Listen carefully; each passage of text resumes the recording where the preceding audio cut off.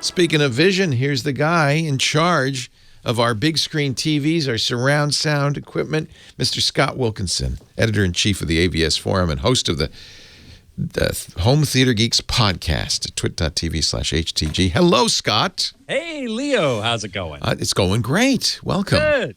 Thank you. What's up in the world of home theater these days? Hey, I just posted a piece I wanted to make sure you were aware of called 8 Best TVs to Host a Super Bowl Party. Oh, it's time, isn't it? Next Sunday. It's time. Next Sunday is the Super Bowl. Is this the big TV buying season? It is. You know, as I said in the article, most people think, oh, Black Friday, that's the time to buy TVs. But actually, you can often get even better deals around Super Bowl time because we're now into the first quarter of the year, and new TVs, this year's models, will start coming out in, the spring, March, April, so on. So prices go down now. Yeah. Plus, they know you're going to be buying, right? Exactly. Yeah. Exactly. Now, I like it that number one on this list is the one that you talked me into. It better be number one. No, I love my LG B6 OLED display. It's gorgeous.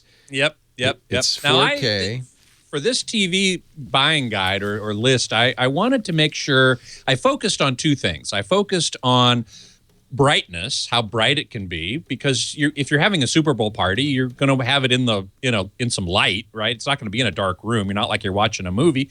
And I wanted wide viewing angles, because with a lot of people in the room, some people are going to be off to the side, and with a lot of LCD TVs, that starts looking kind of funky. Yeah.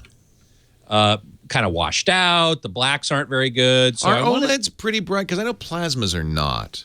No, and OLEDs are brighter than plasmas used to be, but they're not as bright as LCD TVs. Okay. They're only roughly about half as bright, but they are bright enough, in my opinion, to serve well in a reasonably well-lit room. I had to turn mine down after you came in and calibrated it. And you warned me about this because I'm watching in a dark room, and it was hurting my eyes. So I did turn the brightness down a little bit. Yeah, which it's better to turn down what's called in an OLED called the cell light. I think that's OLED what I did, light. yeah. Because you told me to do that, yeah. Exactly, because that takes everything just down. Right. If you fiddle with the brightness control, you can mess up the calibration that I did. So thank you for doing that.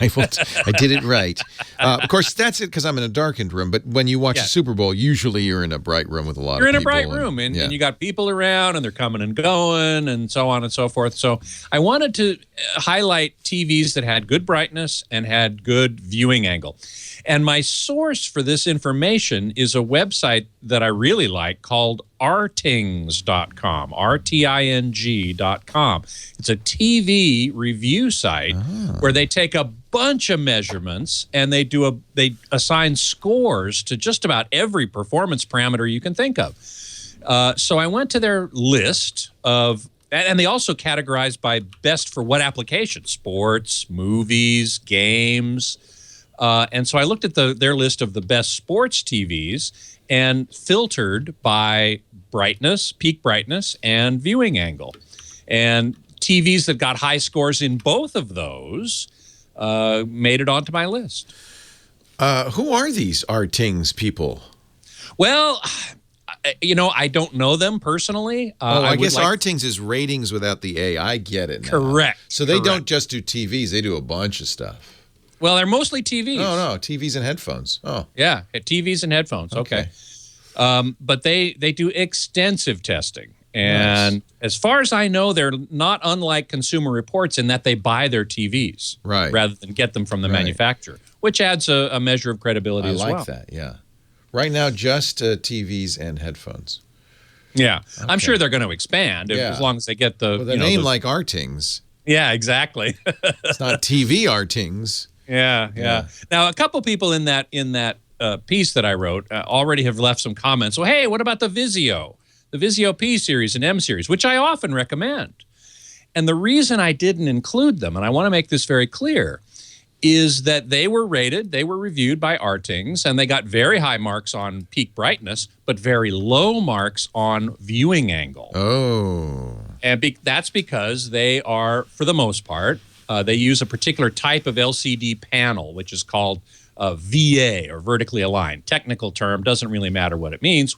What the result is, though, is that the viewing angle is not as good. The black levels are better, but the viewing angles are not as good as the other type of LCD panel, which is called IPS, in-plane switching. So the LCD TVs in my list are all IPS because they have wide viewing angles. They don't have as good blacks. And so, that may be of concern to some people, but this is an article about, best TVs for watching the Super Bowl in a party. Well, and that's important because a viewing angle may not matter to you after the Super Bowl. Exactly. But during the Super Bowl, if you're going to have more than one person watching the game. Yeah, more than a couple. More than a couple. I guess two can see pretty well. You can sort of sit pretty close to the center and it'll be fine. Yeah. Exactly. And I make that, I absolutely point that out in my little comments about each TV of, hey, this is going to be great for the Super Bowl, but it doesn't have the great blacks. Right. That if you're watching with a couple people in a darkened environment, it's not going to be as satisfying. Good. Ultimately, I say, if you can afford it, get an OLED. Now, OLEDs are more expensive, of course, because the yields are low. It's a more expensive manufacturing process. They're coming down in price quite a bit, but they're still more expensive than your typical LCD TV. Yeah, list price on that B6 for a 65-inch is $4,000, which is right. But on Amazon now, they're selling it for under $3,000. That's pretty good. Yeah. I mean, it is certainly, you can get a $1,000 65-inch TV. There's no question about it. Oh yeah, and for most people, that will be the more sensible thing. But if you're looking for quality of image.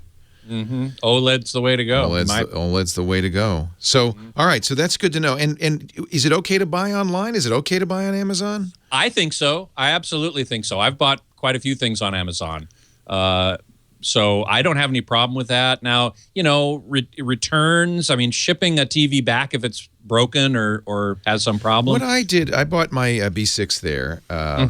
And they have something called white glove delivery service. Oh, that's cool. And that's was, right. I don't think, an additional charge, or maybe it was $50. But what they do is they bring it in, which is nice because I've had delivery service where they'd actually just put it in the driveway, which is not really good. For a TV, not that good. No. They open up, and it's got fairly elaborate packaging. It should, to protect it, including it's wood. So they took off and they take all the packaging away, and then they set it up.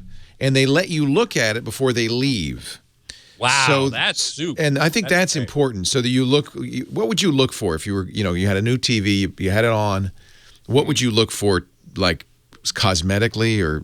Yeah, you'd look for damage around the bezel or something like that. Maybe pixels, stuck pixels. Which can. Yeah, that'd be a good thing to look for. Absolutely. So they'll appear as black or white dots. So you'd want to put a white image up and then a black image up to look for. And so, a certain number of those is considered okay, by the way. Yeah, that's right. I don't consider Vizio it okay. does have a zero dead pixel policy, so that's good on them. I think that's really good. And that's only there's no such thing as a stuck pixel on OLEDs, or is there? No, there can be. Oh, there can be, because they're dots too. Okay. Yeah. Okay. All right. This is all good information. Good. Where will you be watching the big game? Oh, I don't. Well, I record it. I only watch the commercials. I'm only interested in the commercials. I don't watch the game itself. On the halftime show, maybe. I'll be watching the Puppy Bowl. Yeah, okay.